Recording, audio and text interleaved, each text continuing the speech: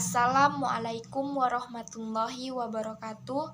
Perkenalkan, nama saya Anissa Gustianingsih. Saya dari kelas Biologi 3 Stambuk 2021.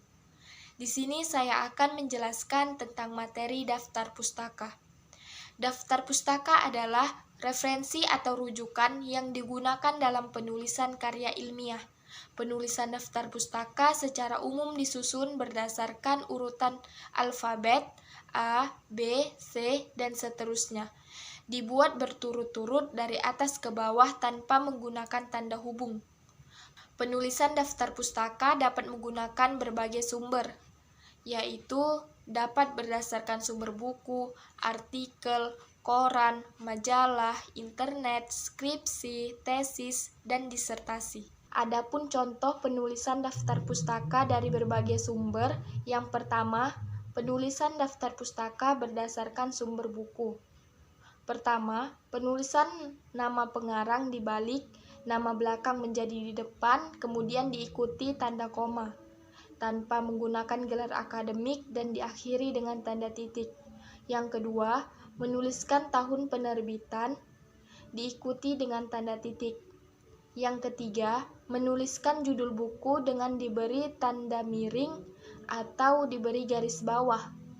Yang keempat, menuliskan kota terbit, diikuti dengan tanda titik 2, diikuti dengan asal penerbit atau percetakan, dan diakhiri dengan tanda titik.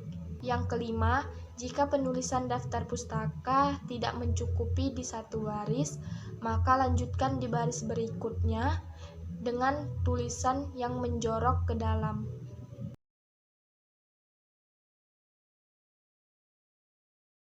Yang kedua, penulisan daftar pustaka berdasarkan sumber internet. Pertama, tuliskan alamat web yang digunakan dan diikuti dengan tanggal, bulan, dan tahun informasi tersebut diambil.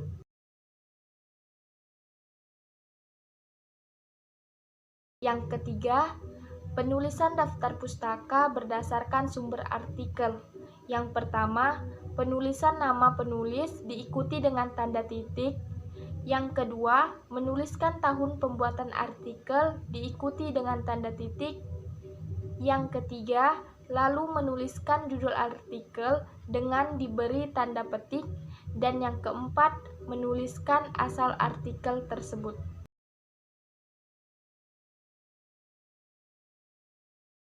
Yang keempat, penulisan daftar pustaka berdasarkan sumber majalah atau koran. Penggunaan sumber karya ilmiah dapat bersumber dari majalah atau koran. Adapun penulisannya tidak berbeda dengan penulisan sumber lainnya. Hanya saja dalam penggunaan sumber majalah atau koran ditambahkan tanggal, bulan, dan tahun tersebut dibuat. Yang pertama, nama penulis di balik, nama belakang di depan, dan diikuti dengan tanda koma tanpa menggunakan gelar dan diikuti dengan tanda titik. Yang kedua, menuliskan judul artikel dan diberi tanda petik. Yang ketiga, menuliskan judul surat kabar dan ditambahkan keterangan tanggal, bulan, dan tahun sumber tersebut dibuat. Dan yang keempat, menuliskan halaman artikel tersebut.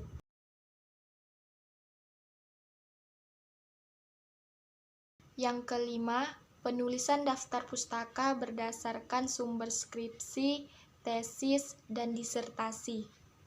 Pertama, penulisan nama penulis. Yang kedua, penulisan tahun terbit. Yang ketiga, penulisan judul skripsi, tesis, atau disertasi yang menggunakan tanda petik. Yang keempat, penulisan nama fakultas. Yang kelima, penulisan nama jurusan. Yang keenam, penulisan nama perguruan tinggi. Dan yang ketujuh, penulisan lokasi perguruan tinggi.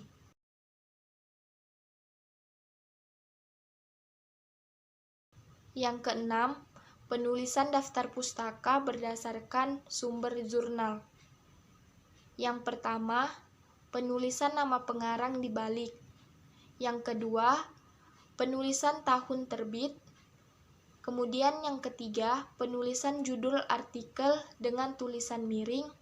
Yang keempat, penulisan nama jurnal, volume, dan edisi jika ada, dan yang kelima, penulisan halaman.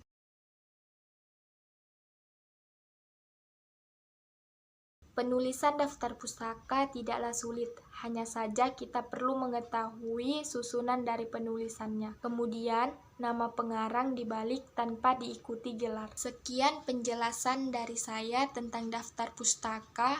Semoga apa yang saya sampaikan dapat bermanfaat bagi kita semua.